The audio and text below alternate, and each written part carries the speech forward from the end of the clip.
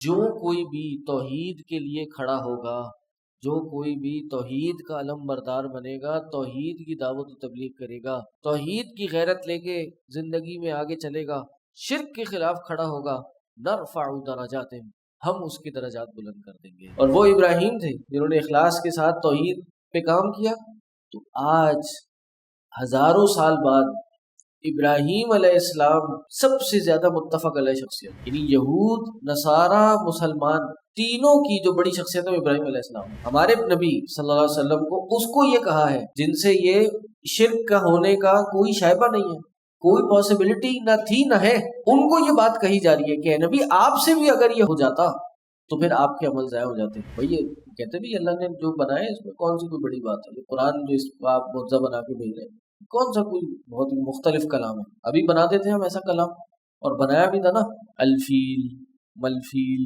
وما ادراک ملفیل، قرآن کی آیت ہے نا القاریہ ملقاریہ وما ادراک ملقاریہ، اس کی کاپی ورژن الفیل ہاتھی، ملفیل کیا ہے ہاتھی، وما ادراک ملفیل، اور تمہیں کون بتائے گا کیا ہوتا ہے ہاتھی، بے وقوفو، ہاتھی تو پتہ ہے سب کو کیا ہوتا ہے، اللہ نے جو نازل کیا ہے القاریہ وہ نہیں پتا تھا لوگوں کو۔ وَهُوَ الَّذِي جَعَلَ لَكُمُ النُّجُومَ لِتَهْتَدُوا بِهَا، اور وہ اللہ ہے جعل لکم النجوم، جس نے بنائے ہیں تمہارے لیے ستارے بنائے ہیں، کس لیے؟ تاکہ تم کیا کرو، راستہ معلوم کرو۔ السلام علیکم ورحمۃ اللہ وبرکاتہ، الحمد للہ رب العالمین، الصلاة والسلام علی نبینا محمد وعلی آلہ وصحبہ اجمعین ومن تبعهم بإحسان إلى يوم الدين، رب اشرح لي صدري ويسر لي أمري واحلل عقدة من لساني يفقهوا قولي، فأعوذ بالله السميع العليم من الشيطان الرجيم من حمده ونفخه ونفسه، بسم الله الرحمن الرحيم، وكيف أخاف ما أشركتم ولا تخافون أنكم أشركتم بالله ما لم ينزل به عليكم سلطانا فأي الفريقين أحق بالأمن إن كنتم تعلمون۔ میں کیسے خوف کھا سکتا ہوں اس سے جس کو تم اللہ کے ساتھ شریک بناتے ہو، اس حال میں کہ ولا تخافون انکم اشرکتم باللہ، جبکہ تم اللہ کے ساتھ شریک بناتے ہوئے نہیں ڈرتے، تو میں کیسے ان کے ساتھ یا ان سے ڈر سکتا ہوں جن کو تم اللہ کے ساتھ شریک بناتے ہو۔ ما لم ينزل به علیکم سلطانا، جس کی اللہ نے تم پر کوئی دلیل نہیں اتاری۔ فَأَيُّ الْفَرِيقَيْنِ أَحَقُّ بِالْأَمْنِ، تو دونوں گروہوں میں سے امن کا زیادہ حقدار کون ہے، یعنی کون ہے جو اللہ کے ساتھ شریک بنا رہا ہے یا جو نہیں بنا رہا، کون زیادہ حقدار ہے؟ ان کنتم تعلمون، اگر تم علم رکھتے ہو۔ الَّذِينَ آمَنُوا وَلَمْ يَلْبِسُوا إِيمَانَهُمْ بِظُلْمٍ أُولَئِكَ لَهُمُ الْأَمْنُ وَهُمْ مُهْتَدُونَ، اور وہ لوگ جو ایمان لائے اور انہوں نے اپنے ایمان کے ساتھ خلط ملط نہیں کیا، اپنے ایمان میں خلط ملط نہیں کیا، کیا چیز؟ ظلم کو خلط ملط نہیں کیا، ظلم کی ملاوٹ نہیں کی، انہی کے لیے امن ہے اور وہی ہدایت پانے والے ہیں۔ وَتِلْكَ حُجَّتُنَا آتَيْنَاهَا إِبْرَاهِيمَ عَلَى قَوْمِهِ، اور یہ ہماری دلیل ہے جو ہم نے ابراہیم کو اس کی قوم کے مقابلے میں دی۔ حجتنا آتیناها ابراہیم علی قومہ، اوپر ایک مکالمہ چل رہا تھا، ایک کہہ لیجیے ایک ڈیبیٹ چل رہی تھی، تو یہی کا تلک حجتنا، یہ ہے ہماری دلیل، یعنی یہ ہماری توحید کی دلیل ہے۔ آتیناہا ابراہیم، جس کو عطا کیا ہم نے ابراہیم کو، علی قومہ، ان کی قوم کے مقابلے میں، یعنی یہ دلائل ہم نے ابراہیم کو عطا کیے۔ نرفع درجات من نشاء، ہم بلند کرتے ہیں درجات، اس کے درجات، من نشاء، جس کو ہم چاہتے ہیں، جس کے درجات ہم چاہتے ہیں بلند کر دیتے ہیں۔ یعنی ابراہیم علیہ السلام کے درجات بلند کیے، کیوں؟ کیسے؟ جی کیونکہ توحید پہ ڈٹ گئے، توحید کے لیے یہ ڈرے نہیں، یہ چھپے نہیں، دبے نہیں، بلکہ توحید کے لیے انہوں نے اپنی قوم کا مقابلہ کیا، دلائل دیے، مناظرہ کیا، ان کے خلاف کھڑے ہو گئے۔ یہی فرمایا اللہ نے، نرفع درجات من نشاء، ہم جس کے چاہتے ہیں درجات کو بلند کرتے ہیں۔ یعنی جو کوئی بھی توحید کے لیے کھڑا ہوگا، جو کوئی بھی توحید کا علم بردار بنے گا، توحید کی دعوت و تبلیغ کرے گا، توحید کے لیے ملامت کرنے والے کی ملامت کا خوف نہیں کرے گا، توحید کی غیرت لے کے زندگی میں آگے چلے گا، شرک کے خلاف کھڑا ہوگا، نرفع درجات، ہم اس کے درجات بلند کر دیں گے۔ تو اس لیے ہمیں آج کل لوگوں کو درجات کی بلندی کا تو بڑا شوق ہے کہ دنیا میں ہمارا نام ہو جائے، ہمارا بول بالا ہو، مشہور ہو جائے، پبلک فگر بن جائے، سیلیبریٹی بن جائے، اور اس کو کرنے کے لیے اچھی اچھی باتیں کریں۔ ہاں، اچھی اچھی سے مراد اختلافی باتیں نہ کریں، شرک بدعت کا رد نہ کریں، توحید کی بات نہ کریں، کیونکہ یہ کریں گے تو کیا ہوگا؟ لوگ ہم سے دور بھاگیں گے، ہم مشہور کیسے ہوں گے، ہماری بات دوسروں تک کیسے پہنچے گی؟ تو اس لیے وہ باتیں کریں جو متفق علیہ ہیں، جو سب کو اچھی لگتی ہیں، جس کو سن کے سب خوش رہتے ہیں، سب ہمیں سننا چاہیں گے، تو وہ باتیں کریں، ہم مشہور ہو جائیں گے۔ پھر ہم کیا کریں گے؟ پھر ہم اندر خانوں میں ہم توحید بیان کریں گے۔ جب میں غفیر ہمارے پاس آ جائے گا، پھر ہم اپنے چھوٹے موٹے کورس بنا لیں گے اور اس میں توحید بیان کر لیں گے۔ یہ پالیسی الٹ ہے، انبیاء کی جو پالیسی تھی وہ اس کے بالکل الٹ تھی۔ انبیاء کی پالیسی کیا ہے؟ پہلے توحید کی بات کی، شہرت، عزت، قبولیت، یہ تھی نا اللہ کا کام ہے۔ ابراہیم علیہ السلام نے بیت اللہ بنایا نا، اللہ نے کیا کہا کہ لوگوں میں آپ اذان دیجئے، یعنی اعلان کیجئے، اعلان کر دیجئے۔ کس کا؟ حج کا اعلان کر دیجئے۔ اب یہ بھی کعبہ بنایا ہے، ابھی آپ کو پتہ ہے وہاں کوئی بھی نہیں تھا، دور دور تک کوئی نہیں تھا، تو اللہ تعالیٰ نے کیا کہا کہ آپ بس اعلان کر دیجئے، آپ دیکھیں گے لوگ کونے کونے سے نکل کے اس کے پاس آ جائیں گے۔ کیا کیا ابراہیم علیہ السلام نے؟ حج کا اعلان کیا، صرف پیغام پہنچایا، اور آج آپ دیکھیں دنیا میں سعودی حکومت کو کوٹا دینا پڑتا ہے، بھائی اس سال اتنا حاجی آئے گا، اس سے اوپر نہیں آ سکتے، اتنی جگہ نہیں ہے، اتنے زیادہ لوگوں کو اکوموڈیٹ نہیں کر سکتے۔ اور وہ ابراہیم تھے جنہوں نے اخلاص کے ساتھ توحید پہ کام کیا۔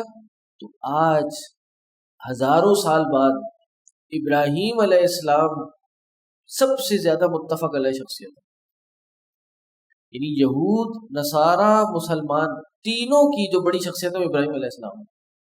تینوں میں unanimously agreed upon, accepted upon جو پرسنالٹی ہے وہ ابراہیم علیہ السلام کی، سب کے بڑے ہیں ابراہیم علیہ السلام۔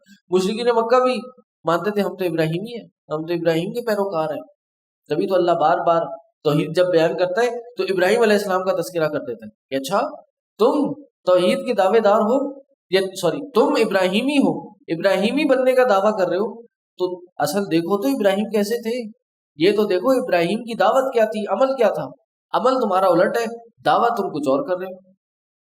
تو بات یہ ہے کہ وَتِلْكَ حُجَّتُنَا آتَيْنَاهَا إِبْرَاهِيمَ عَلَىٰ قَوْمِهِ، یہ دلیل ہم نے ان کی قوم کے مقابلے میں ان کو دی۔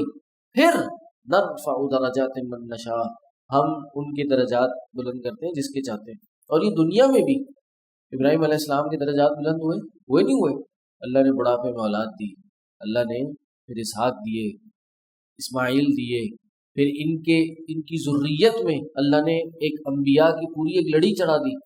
جتنی بھی کتابیں ابراہیم کے بعد آئیں آسمانی، وہ ابراہیم علیہ السلام کے بعد ان کی ذریت میں آئیں۔ ابراہیم علیہ السلام کو اللہ نے کعبہ کی تعمیر کی فضیلت سے بخشا۔ بات یہ ہے کہ آج کل کے سوشل میڈیا کے دور میں ہر دوسرے تیسرے بندے کی خواہش ہے کہ بس ایک رات میں مشہور ہو جائے۔ ہر بندہ چاہ رہا ہے کہ بس ٹک ٹاک پہ میرا اکاؤنٹ بن جائے اور انسٹاگرام اور فیس بک کی میں فیمس پرسنالٹی بن جاؤں۔ دین کا معاملہ یہ نہیں ہے۔ اللہ کے نبی صلی اللہ علیہ وسلم کی حدیث ہے کہ اللہ تعالیٰ پسند کرتا ہے، ان اللہ یحب العبد التقی الخفی، او کما قال، کہ اللہ تعالیٰ اس بندے کو پسند کرتے ہیں جو متقی ہوتا ہے اور خفی ہوتا ہے، پوشیدہ رہتا ہے۔ یعنی ہمارا کام دین کی دعوت دینا ہے، صحیح دعوت دینا ہے، مشہور کرنا کرانا اللہ کا کام ہے۔ لوگ کہتے ہیں کہ جی اگر ہم یہ کام نہیں کریں گے، اس طرح کی انداز نہیں اپنائیں گے تو ہماری دعوت دوسروں تک نہیں پہنچے گی۔ ہم اگر یہ الٹی سیدھی فنکاریاں نہیں کریں گے اور شعبدے بازی نہیں کریں گے اور یہ ایکٹنگ نہیں کریں گے تو ہماری دعوت دوسروں تک نہیں پہنچے۔ تو ہم چاہتے ہیں ہماری دعوت نوجوان نسل تک پہنچے، ہماری دعوت کونے کونے تک پہنچے، پھر ہم جو بات کریں وہ سن لیں ہماری بات۔ لیکن انبیاء کا ماڈل یہ نہیں تھا، وہ بات صحیح کرتے تھے۔ ایک چیز جو نوٹ کرنے کی ہے وہ یہ ہے کہ دعوت کے پہنچانے کا جو یہ رزلٹ ہے نا، یہ اللہ نے ہمارے ہاتھ میں نہیں رکھا۔ ہمارا کام ہے دعوت دینا، پہنچانا کس کا کام ہے؟ اللہ کا۔ تو ہم نے وسائل کا جو اہتمام کرنا ہے وہ ہم نے کرنا ہے، نتیجہ اللہ نے دینا ہے، رزلٹ ہمارے ہاتھ میں نہیں ہے، نہ ہم لیں اس کو اپنے ہاتھ۔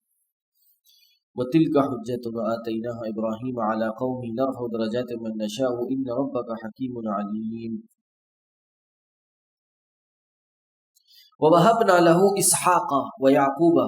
اب یہی ان کے احسانات کی بات ہو رہی ہے کہ ہم نے ابراہیم کو کیا دیے؟ ہاں، اسحاق دیے اور یعقوب دیے۔ کُلًّا ہَدَيْنَا، اور سب کے سب کو ہم نے ہدایت دی، اسحاق بھی دیے، یعقوب بھی دیے، اور سب کے سب کو ہم نے ہدایت دی۔ وَنُوحًا، اور نوح بھی یعنی اس سے پہلے نوح کو بھی ہم نے ہدایت دی، من قبل، اس سے پہلے، اور وَمِن ذُرِّيَّتِهِ، اور ان کی اولاد میں سے۔ ان کی اولاد میں سے جی دونوں مراد ہیں، یا تو ابراہیم علیہ السلام کی اولاد میں سے یا پھر نوح علیہ السلام کی اولاد میں سے۔ ابراہیم علیہ السلام کی اولاد میں سے مراد ہوگا، یا پہلے نوح علیہ السلام کی اولاد مراد ہو تو کیا معنی لیں گے؟ بھائی پہلے نوح ہے نا، آدم تھے، آدم کے بعد آتا ہے کہ وہ ادریس تھے، اور اس کے بعد نوح علیہ السلام تھے۔ تو نوح یہ بہت پرانا زمانہ ہے، پھر اس کے بعد ابراہیم ہے، اور پھر ابراہیم سے ساری نبوت چلی ہے۔ اس میں تو معنی واضح ہے کہ یہ ساری کی ساری نوح کی اولادیں ہیں، یہ نوح کی اولاد میں سے علیہ السلام۔ لیکن اگر یہاں ذریت سے مراد ابراہیم لیتے ہیں تو یہ معنی بھی صحیح ہے کہ اسحاق کو اور یعقوب کو ہم نے ان کی ذریت میں سے، ہم نے داؤد، سلیمان، ایوب، یوسف، موسیٰ، ہارون، یہ سب ابراہیم کی اولاد میں سے ہیں۔ لیکن ایک اشکال رہ جاتا ہے، تو یہ کہ آگے لوط علیہ السلام کا بھی ذکر ہے، اس کا پڑھیں آگے کہ وَكَذَلِكَ نَجْزِي الْمُحْسِنِينَ، اور اسی طرح ہم نیکی کرنے والوں کو جزا دیتے ہیں۔ اور پھر آگے وَزَكَرِيَّا وَيَحْيَا وَعِيسَى وَإِلْيَاسَ كُلٌّ مِّنَ الصَّالِحِينَ، اور یہ سب نیک لوگوں میں سے تھے۔ وَإِسْمَاعِيلَ وَالْيَسَعَ وَيُونُسَ وَلُوطًا، لوط کے علاوہ جتنے یہ پیغمبر کا تذکرہ ہے یہ سارے کے سارے ابراہیم علیہ السلام کی اولاد میں سے، من ذریتہ، ان کی اولاد میں سے۔ اگر اس کو ابراہیم کی اولاد مانے تو یہ اشکال رہ جاتا ہے کہ لوط پھر کیسے ابراہیم کی اولاد میں سے تھے؟ لوط کون تھے؟ ہاں بھتیجے تھے، حضرت ابراہیم علیہ السلام کے بھتیجے تھے، تو پھر کیسے یہ ان کی اولاد میں کیسے ہو گئے؟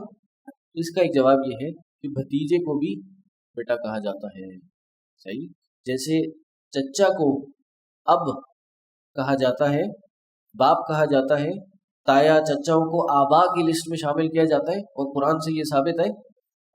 اسی طرح بھتیجا بھی بیٹا ہو سکتا ہے، صحیح، تو دونوں معنی ہو سکتے ہیں۔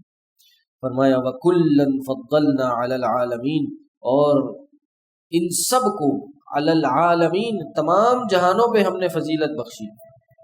وَمِنْ آبَائِهِمْ وَذُرِّيَّاتِهِمْ وَإِخْوَانِهِمْ، اور ان کے باپ داداؤں میں سے اور ذریت میں سے، ذریات ان کی پشتوں میں سے، اولادوں میں سے، وَإِخْوَانِهِمْ، اور ان کے بھائیوں میں سے، وَاجْتَبَيْنَاهُمْ، ہم نے انہیں چنا، وَهَدَيْنَاهُمْ، اور ہم نے انہیں ہدایت دی، اِلَىٰ صِرَاطٍ مستقیم، یعنی اوپر جو ان کے نام گزرے، ان کے باپ داداؤں میں سے، ان کی ذریت میں سے، ان کے بھائیوں میں سے ہم نے چنا، ہدایت دی، ان کو صراط مستقیم کی طرف ہم نے چلا دیا، یعنی ان کو راستہ دکھا دیا۔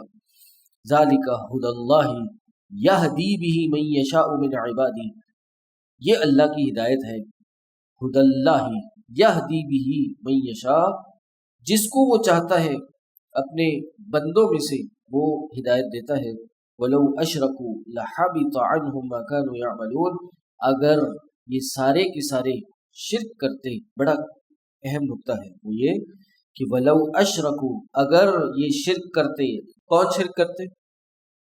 یہ پیچھے جتنے انبیاء گزرے یہ شرک کرتے، کتنے انبیاء کا نام گزرا ہے یہاں پہ ذرا گنتی کریں؟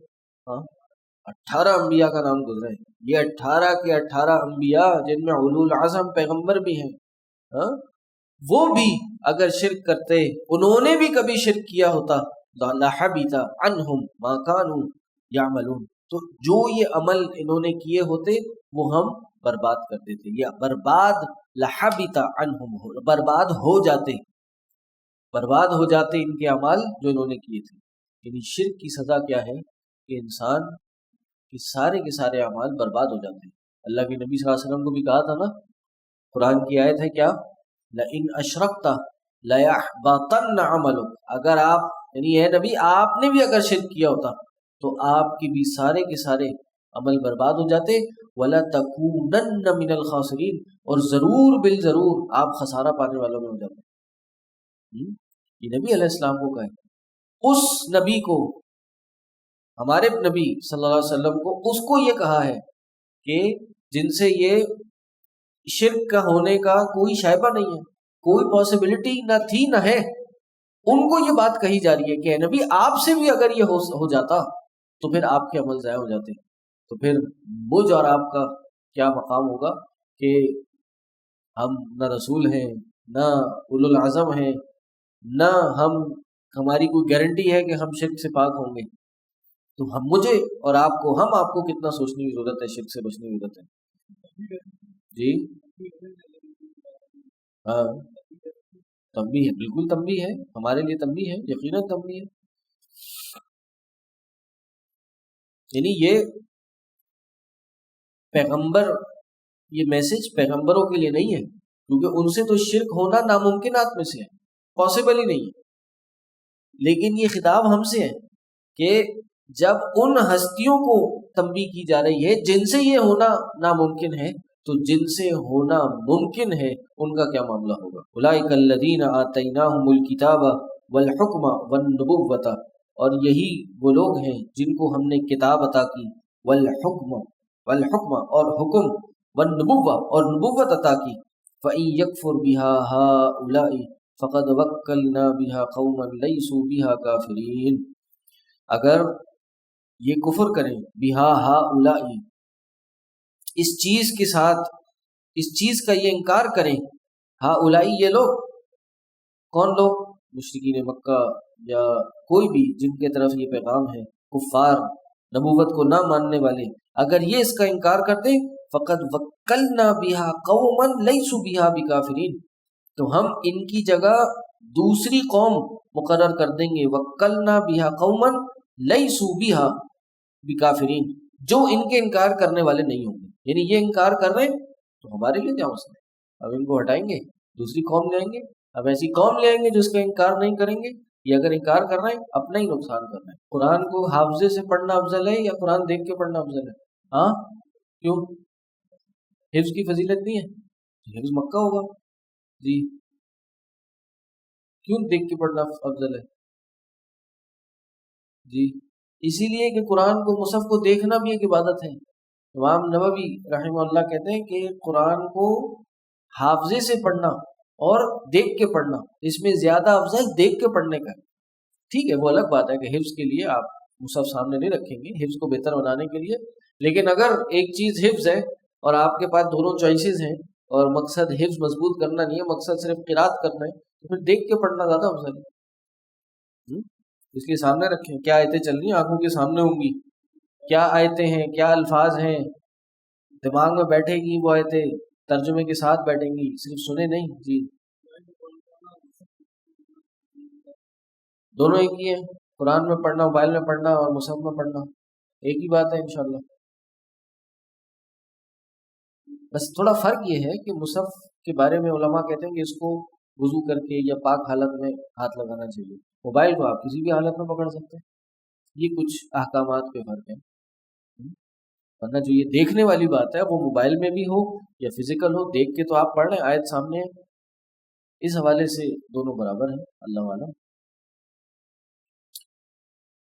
اولئک الذین ھدی اللہ فبہداہ مقتدہ، یہی وہ لوگ ہیں جن کو اللہ نے ہدایت دی، فبہداہ مقتدہ، بس ان کی ہدایت کی اقتدے، پیروی کریں، آپ اقتدا کریں۔ کون لوگ ہیں جن کو ہدایت دی؟ جی صحابی ہیں۔ کن کی بات چل رہی تھی پیچھے؟ انبیاء کی بات ہو رہی ہے، اور قرآن یہ کس کو مخاطب ہے؟ نبی علیہ السلام کو۔ کہا اے نبی یہی وہ لوگ ہیں جن کو اللہ نے ہدایت دی، بس آپ ان کی ہدایت کی پیروی کیجیے، یعنی ان انبیاء کی ہدایت کو آپ فالو کیجیے۔ تو یہاں سے یہ پتہ چلتا ہے کہ پچھلے انبیاء کی جو شریعت تھی اس کو ہمارے لیے ماننا حجت ہے۔ کب تک؟ جب تک ہماری شریعت کے مخالف نہ ہو۔ صحیح کہ فبی ہدا ہو مقتدے، جو ہمارے ان کی ہدایت کے آپ پیرو ہو جائیے اور کہہ دیجئے۔ یعنی اس میں ایک بنیادی بات یہ ہے کہ توحید کے اور عقیدے کے معاملے میں پچھلے انبیاء اور نبی علیہ السلام کی جو حکم ہے وہ برابر ہے۔ توحید تو تبدیل نہیں ہوتی نا۔ ایسا تو نہیں ہے کہ ابراہیم علیہ السلام کے زمانے میں توحید کچھ اور تھی اور یوسف علیہ السلام کے زمانے میں اور تھی اور موسیٰ علیہ السلام کے زمانے میں اور تھی، ایسا تو نہیں ہے۔ تو اس لیے ان کے عقیدے، ان کی توحید کی آپ پیروی کیجیے، اور ان احکام کی بھی جو آپ کے اور ان میں سیم ہے، اس میں تبدیلی نہیں ہوئی، ان کی بھی پیروی کیجیے۔ ان کو کہتے ہیں کہ شرع من قبلنا۔ اصول فقہ جب آپ پڑھیں گے ابھی پڑھیں گے کہ ہم سے پچھلے والوں کی شریعت کیا ہمارے لیے حجت ہے یا نہیں ہے۔ تو اس کی تین صورتیں ہیں۔ پہلی صورت، اگر وہ ہماری شریعت کے موافق ہیں تو پھر ہمارے لیے حجت ہے، اگر ہماری شریعت کے مخالف ہیں تو پھر ہمارے لیے حجت نہیں ہے۔ اور تیسری صورت یہ ہے کہ ہماری جو شریعت ہے وہ اس حوالے سے مخالف ہے، یعنی خاموش ہے، نہ اس کی تائید میں ہے نہ اس کے مخالف ہے۔ تو اس کی پھر ایک تفصیل ہے، وہ بھی جب آپ اصول فقہ پڑھیں گے تو آپ کو پتہ چلے گا۔ قل لا اسألکم علیہ اجرا، آپ کہہ دیجئے کہ میں نہیں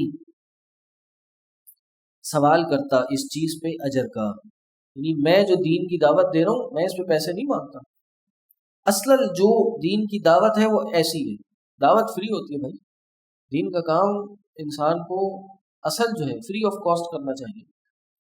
ہاں آپ اپنی ضرورت کے لیے کبھی کسی سے کوئی لے سکتے ہیں، لیکن اگر ضرورت نہیں ہے تو اس کو کاروبار نہیں بنایا جا سکتا، بزنس بالکل نہیں بنایا جا سکتا دین کے کام۔ ہاں آپ فیس لے سکتے ہیں کہ آپ اگر اپنے جو کوئی ایکسپینسز ہیں، کوئی چیزیں ہیں ان کو چلا رہے ہیں، ورنہ نبوی ماڈل یہ ہے قل لا اسألکم علیہ اجرا۔ کم از کم اس کو کارپوریٹ اور کمرشل کام نہ بنایا جائے، یہ دین کا کام ہے، دعوت کا کام ہے۔ انبیاء کا ماڈل یہ ہے قل لا اسألکم علیہ اجرا، میں اس پہ کوئی اجرت نہیں مانگتا تم سے، ان هو الا ذکر للعالمین، یہ تو تمام جہانوں کے لیے ایک نصیحت کے سوا کچھ نہیں ہے۔ ذکر تمام جہانوں کے لیے، یہاں سے پتہ یہ چلتا ہے کہ عالمین اللہ کے نبی صلی اللہ علیہ وسلم کی جو بات ہے وہ تمام جہانوں کے لیے نصیحت ہے۔ تو اس سے کیا پتہ چلتا ہے؟ تمام انسانوں کے لیے، اور نبی علیہ السلام رحمت للعالمین ہیں، تمام جہانوں کے لیے رحمت ہے اور نبی ہیں، جس میں عالم جن بھی ہے اور عالم انس بھی ہے، دونوں کے لیے نبی علیہ السلام پیغمبر ہیں۔ نبی علیہ السلام کی جو دعوت ہے وہ جنوں کے لیے بھی اور انسانوں کے لیے بھی ہے۔ ایک رات نبی علیہ السلام گئے تھے، جنوں کو دعوت دی تھی، وہ طائف سے جب واپس آ رہے تھے، طائف میں بڑی سختی جھیلی، تو اللہ نے اس سختی کے عوض میں نبی علیہ السلام کو دو خوشخبریوں سے یا دو سعادتوں سے نوازا۔ پہلی سعادت کیا تھی کہ وہ لیلۃ الجن میں جب جنوں کی ایک بڑی جماعت آئی، نبی علیہ السلام نے ان کو دین کی دعوت دی اور وہ مسلمان ہو گئے۔ یہ وہی جن جو سرکش تھے، جو لوگوں کو شرک میں ابھارتے تھے، لوگوں کو ڈراتے تھے اور شرک کی طرف لے جایا کرتے تھے، وہ مسلمان ہو گئے۔ اور آج بھی ایسی ہے، کئی علماء کے بارے میں سننے کو ملتا ہے کہ ان کی محفل میں ان کے شاگرد جن ہوا کرتے تھے۔ آپ کو بھی کیا پتا ہے، کرسی خالی ہے برابر میں بیٹھا ہو کے، ہاں سلام کر رہے ہیں تو جگہ دیکھ کے بیٹھا کریں، کیا پتا کوئی آئے کلاس میں اور دیکھیں بھئی یہ کون ہے، کہاں سے ہے۔ اکثر یہ سننے کو ملا مدینہ یونیورسٹی وغیرہ میں کلاسز میں ایسے لڑکے آتے تھے، جی کہاں تھے جی، جی وہی کہہ رہا ہوں، انسانی شکل میں ایسے اسٹوڈنٹس آ کے بیٹھا کرتے تھے کہ باقی اسٹوڈنٹ کہتے ہیں کہ ہم نے ان کو کبھی نہیں دیکھا، بس یہ کلاس میں ہمیں نظر آتے ہیں، کلاس کے باہر کہیں کس ہاسٹل میں ہیں، کس جگہ پر ہیں یہ نہیں پتا۔ بعض کے بارے میں آتا ہے کہ وہ ایک شہر میں، ان کی سپیڈ تو بڑی تیز ہوتی ہے، تو یہ ایک شہر میں کسی عالم کا درس سنتے اور اگلے لمحے دوسرے شہر میں کسی دوسرے شیخ الحدیث کی حدیث کے درس میں بیٹھے ہوتے ہیں۔ بھائی ان میں اچھے لوگ ہیں، طالب علم ہیں، دین سیکھنے والے ہیں، باتیں پہنچانے والے ہیں، کتابیں کھولنے والے، کتابیں بند کرنے والے، کتابیں ادھر سے ادھر پہنچانے والے بھی صحیح ہے، زیادہ شریر لوگ نہیں ہیں۔ جنوں میں جو اکثریت ہے وہ شریروں کی ہے، انسانوں میں اکثریت جو ہے وہ خیر کے ساتھ منسلک ہے، یہ فرق ہے۔ تو بہرحال نبی علیہ السلام تمام جہانوں کے لیے کیا ہیں؟ نبی بنا کے بھیجے گئے ہیں، اور یہ نصیحت ہے سب کے لیے، انسانوں کے لیے بھی اور جنوں کے لیے بھی۔ وما قدر اللہ حق قدری اذ قالوا ما انزل اللہ علی بشر من شیء، اور نہیں انہوں نے قدر کی اللہ کی، حق کا قدری ہی، جس طرح اس کی قدر کرنے کا حق تھا۔ کب نہیں کی؟ اذ قالوا ما انزل اللہ علی بشر من شیء، کہ جب انہوں نے کہا کہ اللہ نے نہیں نازل کیا اپنے بشر پر کوئی بھی چیز نازل نہیں کی۔ انہوں نے کہا یہ جو قرآن کی باتیں کر رہے ہیں محمد صلی اللہ علیہ وسلم، یہ حقیقت نہیں ہے، یہ تو پرانی باتیں ہیں، اساطیر الاولین ہیں، اور بس یہ کچھ خواب آتے ہیں ان کو، خواب میں آ کے شیاطین آتے ہیں ان کے ساتھ، وہ آ کے ان کے ساتھ لگے ہوئے ہیں، یہ جادوگر، مختلف باتیں کی ہیں۔ لیکن اصل یہاں پہ کیا بات تھی؟ یہودیوں کو خطاب ہے کہ یہ جو کہہ رہے ہیں کہ یہ کتاب نازل ہوئی، کوئی کتاب نازل نہیں ہوئی، کوئی اس کی حقیقت نہیں ہے۔ تو اللہ ان کو جواب دے رہا ہے کہ انہوں نے اللہ کی قدر نہیں کی جیسے قدر کرنے کا حق تھا۔ کہہ دیجئے من انزل الکتاب الذی جاء بہ موسیٰ، کہا تم تورات پہ تو یقین رکھتے ہو نا، وہ تورات، ان کا کہنا یہ تھا کہ کسی انسان پہ کیسے کتاب نازل کر دی؟ صحیح، اگر تو کوئی کلام تھا تو اللہ خود کرتا، یا پھر کوئی فرشتہ لے کے آتا کوئی کتاب، یہ انسان کیسے لے آیا؟ تو اللہ نے جواب دیا قل من انزل الکتاب الذی جاء بہ موسیٰ نورا وہدی للناس، کہ کون ہے جس نے نازل کی اس کتاب کو جس کے ساتھ موسیٰ آئے تھے؟ تم بھی تو تورات کو مانتے ہو نا، تورات میں یقین رکھتے ہو، تورات کے احکام کو آگے آ رہا ہے کہ تبدیل کرتے رہتے ہو، وہ اللہ کی طرف سے نازل کرتا ہے، تبھی تو تم نے اس کو ایکسیپٹ کیا ہے، تبھی تو سینوں سے لگایا ہے، تبھی تو اس کو پڑھتے ہو، تبھی تو اس کے عالم بنے بیٹھے ہو۔ وہ کتاب جو موسیٰ پہ جس نے نازل کی تھی، یہ کتاب کیوں اللہ نہیں کر سکتا؟ تجعلونہ قراطیسا تبدونہا وتخفون کثیرا، جس کو تم بناتے ہو پیپر کے طور پہ، قراطیس قرطاس کی جمع ہے، قرطاس ورق کو کہتے ہیں، پیپر کو، کہا کہ تم اس کتاب کو کتاب نہیں بناتے بلکہ پیپر بناتے ہو۔ ایک جمگھٹا ہے جس میں سینکڑوں پیپر ہیں، تو تم ان کو پیپر بناتے ہو، تبدونہا وتخفون کثیرا، ظاہر بھی کرتے ہو اور چھپاتے بھی ہو بہت زیادہ۔ اصل میں یہ کرتے کیا تھے؟ انہوں نے ایک کتابی شکل میں تورات نہیں رکھی ہوئی تھی، تو جب بھی کوئی من پسند مسئلہ آتا، کوئی اپنے پسند کا فتویٰ دینا ہوتا، وہی تورات کا ایک ورق نکالتے اور سامنے دکھا دیتے اور فتویٰ دے دیتے، کیونکہ اگر کتاب ہو تو کتاب تو سامنے ہوگی پوری کی پوری، دیکھنے والا کہے گا یہاں تو یہ بات ہے لیکن اس کے پچھلے پیج پہ کیا بات تھی، یہاں تو کانٹیکس کچھ اور ہے، جو مسئلہ آپ بیان کر رہے ہیں مسئلہ تو ایسے نہیں ہے، بات تو کچھ اور چل رہی ہے۔ تو انہوں نے کیا کیا ہوا تھا؟ اس کتاب کو کتابی شکل سے ہٹا کے ورق کی شکل میں رکھا ہوا تھا۔ تو اللہ یہ کہہ رہے ہیں کہ تم نے اللہ کی قدر نہیں کی، تم نے کہا بشر پہ کیسے ایک کتاب اللہ نازل ہو گئی؟ تو اگر تو موسیٰ پر جو کتاب نازل ہوئی تھی وہ منزل من اللہ نہیں تھی، تو پھر تم کیوں اس کے پیپر بناتے تھے اور اس کے احکام کو چھپاتے تھے اور بعض کو ظاہر کر دیا کرتے تھے؟ اگر تو یہ اللہ کی طرف سے نہیں تھی تو پھر یہ کام تم کیوں کرتے تھے؟ تم مانتے تھے نا کہ اللہ کی طرف سے، تو موسیٰ بھی تو بشر تھے، تو پھر نبی علیہ السلام جو کہ بشر ہیں ان پہ کیوں قرآن نازل ہونے کا تم انکار کرتے ہو؟ ان کو کیوں نہیں مانتے؟ وَعُلِّمْتُمْ مَا لَمْ تَعْلَمُوا أَنْتُمْ وَلَا آبَاؤُكُمْ، اور علمتم، اور تمہیں علم دیا گیا ہے، ما لم تعلموا، وہ جو تم نہیں جانتے، انتم ولا آباؤکم، جو تم نہیں جانتے تم اور تمہارے باپ دادا، جو تم ان باتوں کو نہیں جانتے وہ باتیں تمہیں بتائی گئی ہیں اس میں۔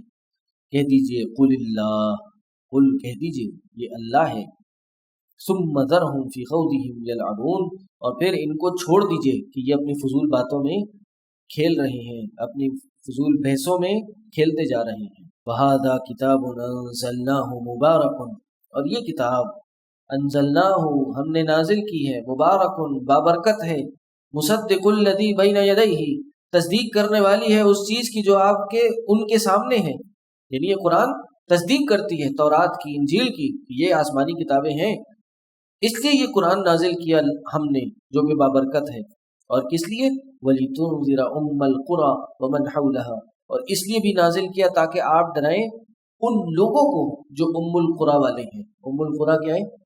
مکے والے ہیں، یعنی مکے والوں کو آپ ڈرائیں، ومن حولہا، اور جو مکہ کے ارد گرد ہیں، یعنی مکہ والوں کو بھی اور مکہ کے باہر والوں کو بھی آپ ڈرائیں، چاہے وہ عربی ہوں، اجمی ہوں، عرب ہوں، نان عرب ہوں، سب کو ڈرائیں۔ یہ قرآن اس لیے نازل ہوا ہے کہ آپ لوگوں کو اس کی طرف سے نصیحت کریں۔ اس کی حقیقت یہ ہے کہ یہ تورات انجیل کی تصدیق کرنے والی ہے، لیکن مقصد کیا ہے کہ اس سے لوگوں کو ڈرایا جائے۔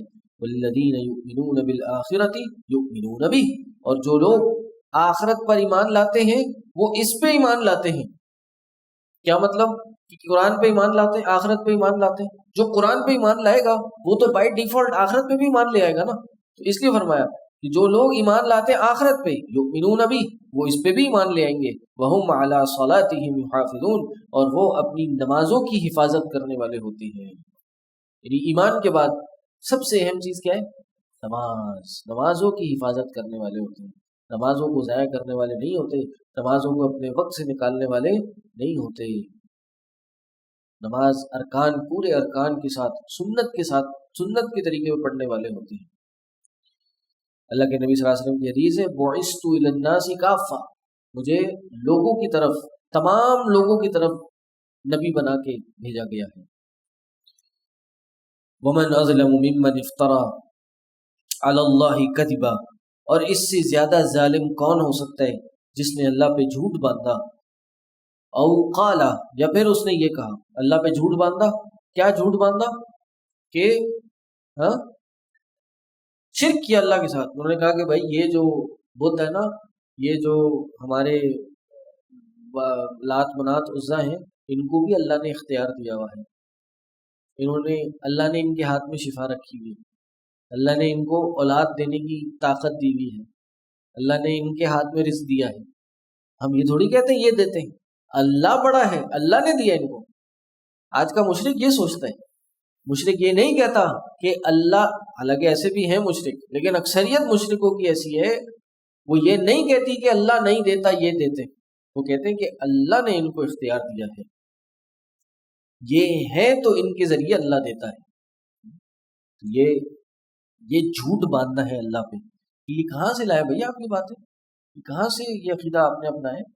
ومن اظلم ممن افترى على الله كذبا او قال اوحي الي، یا پھر اس نے یہ کہا کہ میری طرف وحی کی گئی ہے۔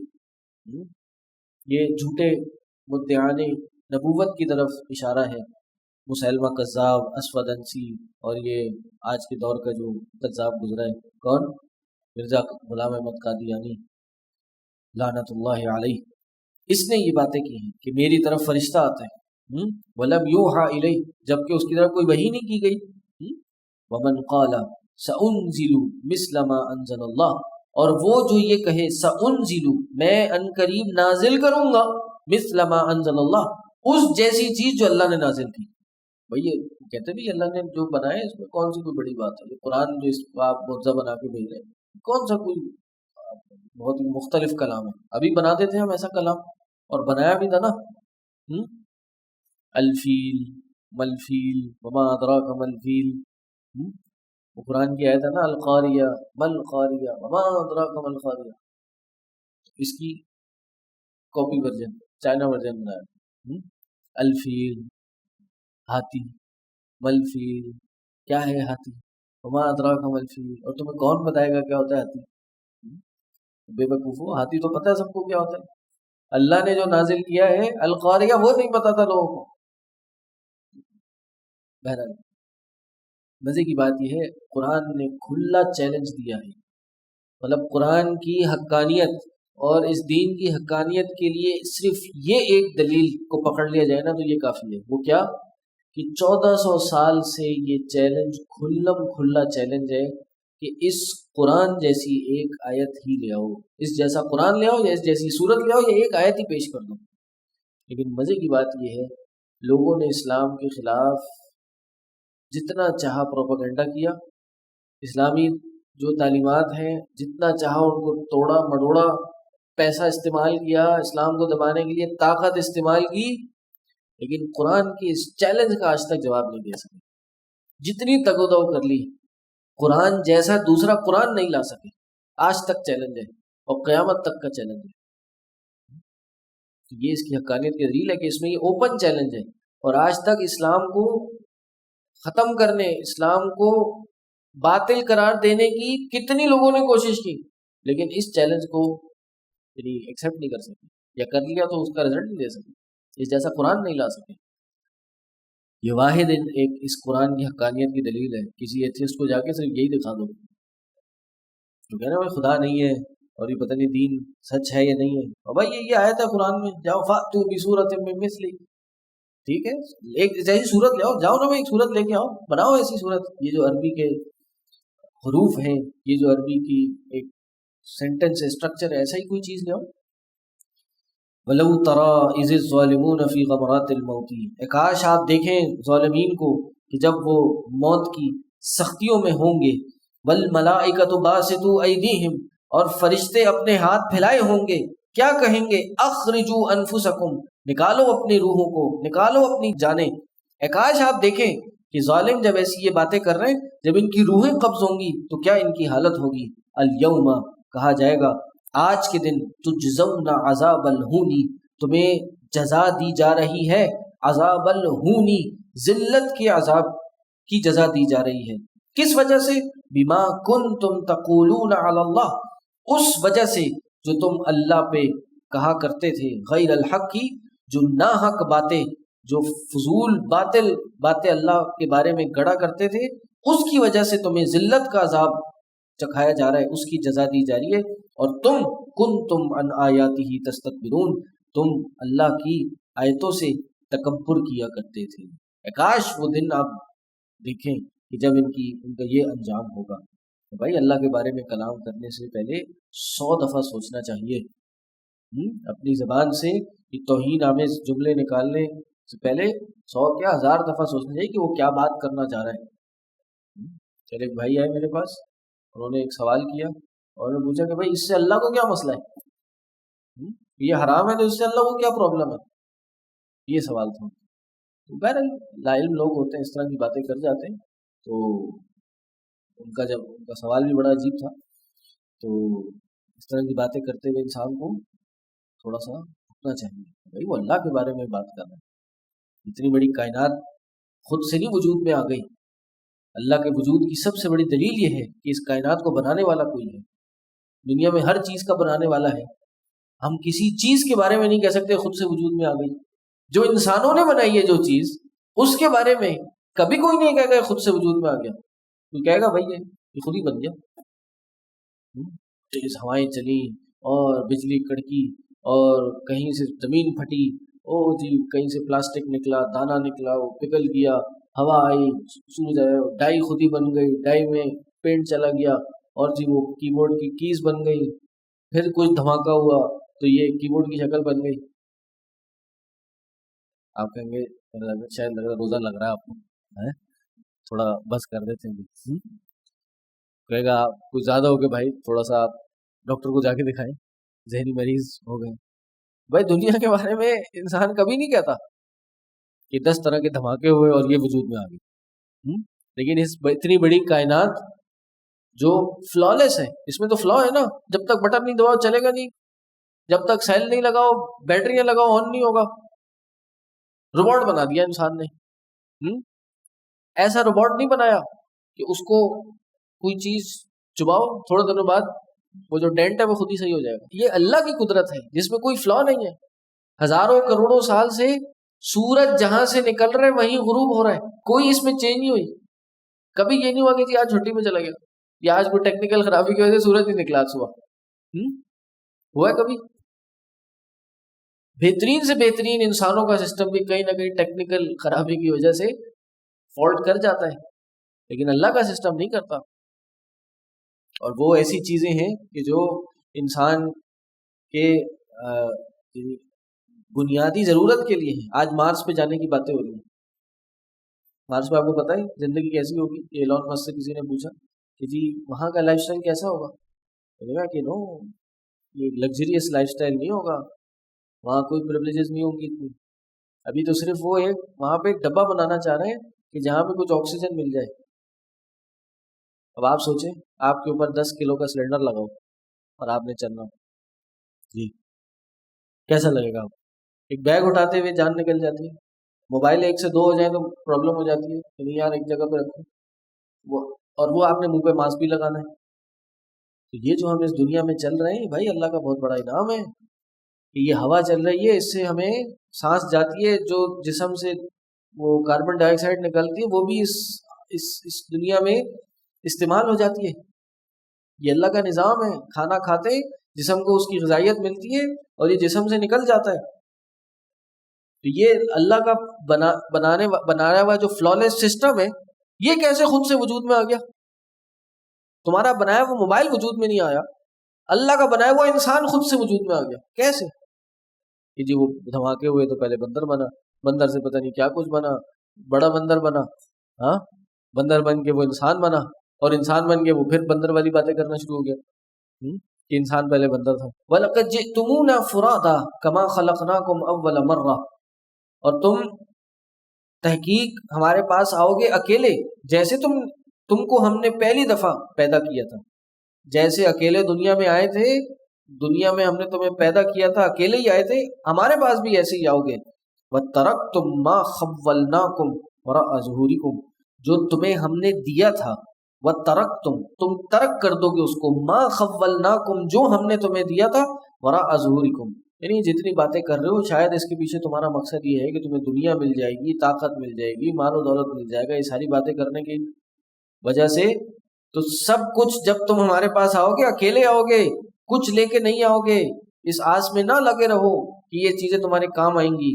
وَمَا نَرَىٰ مَعَكُمْ شُفَعَاءَكُمُ الَّذِي زَعَمْتُمْ، اور نہیں ہم دیکھتے تمہارے ساتھ، نہیں ہم تمہارے ساتھ وہ سفارش کرنے والے دیکھتے جنہیں تم یہ گمان کرتے تھے انہم فیکم شرکا، کہ وہ بے شک تمہارے ساتھ حصے دار ہیں، وہ بھی ہم دیکھتے تمہارے ساتھ نہیں کھڑے ہوں گے. لقد تقطع بینکم، البتہ تحقیق تمہارے درمیان یہ جدائیگی کر دی گئی ہے، توڑ دیے گئے ہیں. کیا کر دیا گیا ہے؟ یہ جو ایک رشتہ تھا تمہارا ان کا، اس کو کاٹ دیا گیا ہے.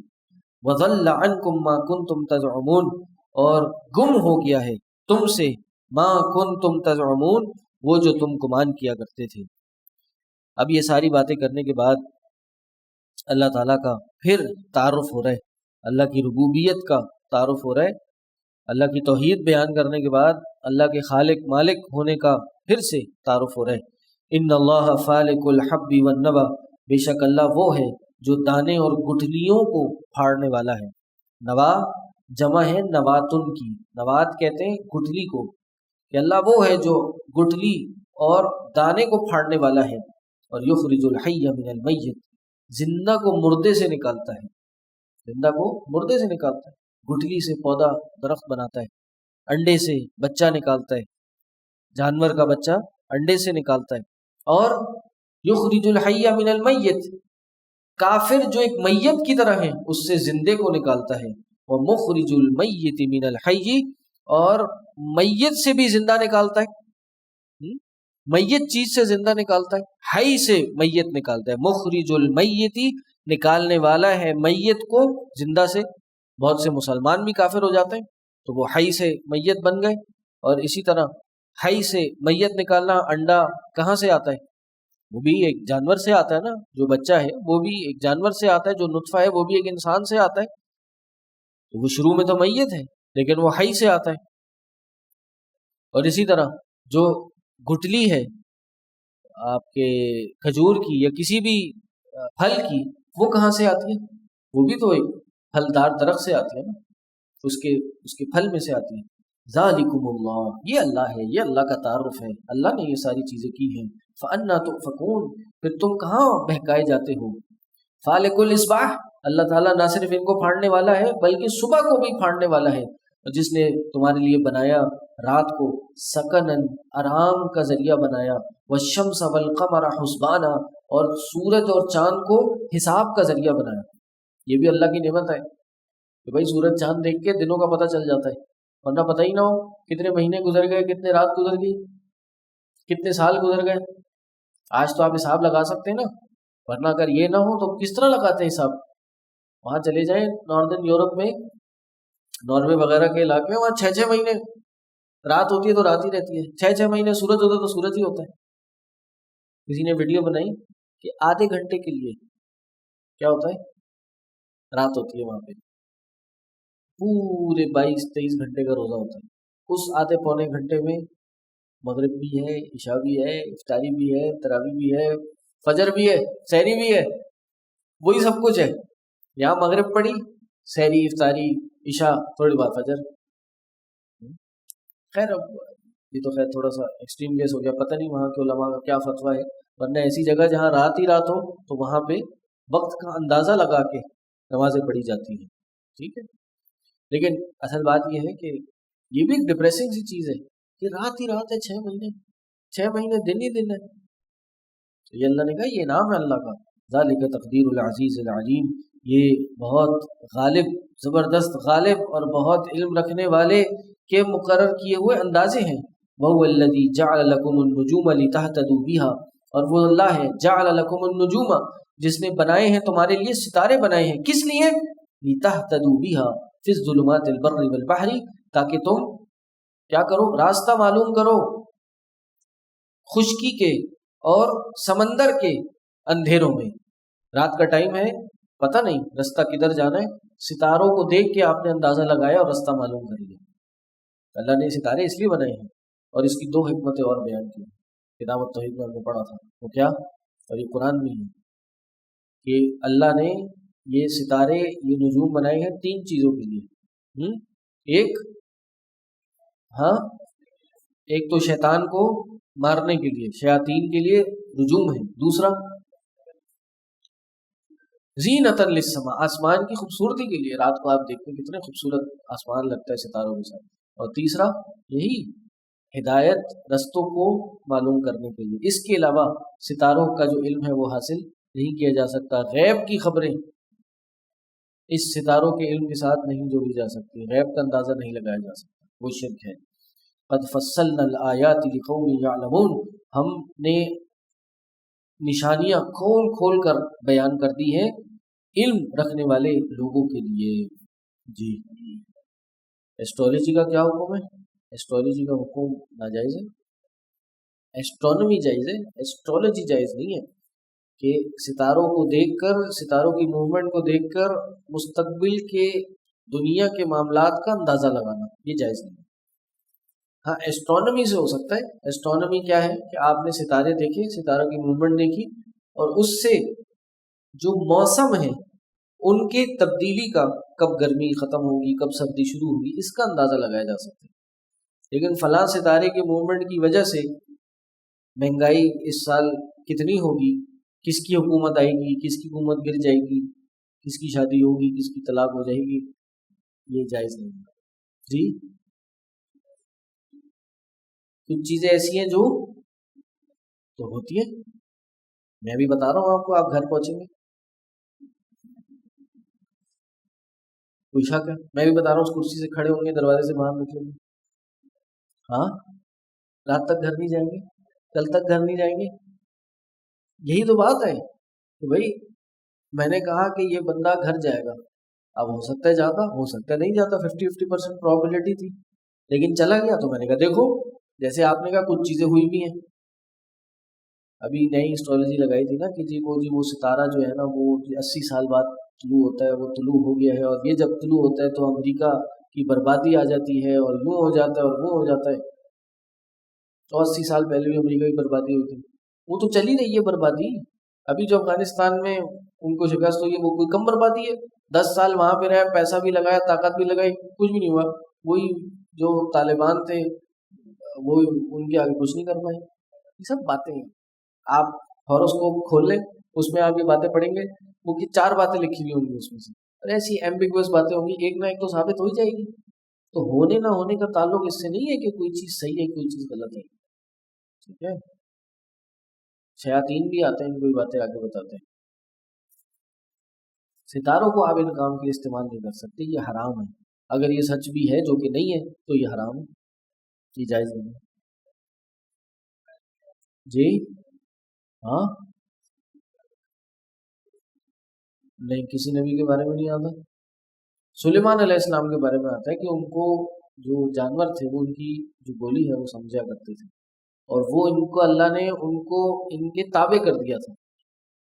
وہ بادشاہت دی تھی سلیمان علیہ السلام کو جو کسی کو نہیں تھی، ان کی دعا تھی نا اللہ وہ بادشاہت دے جو بعد میں کسی کو نہ دے دی۔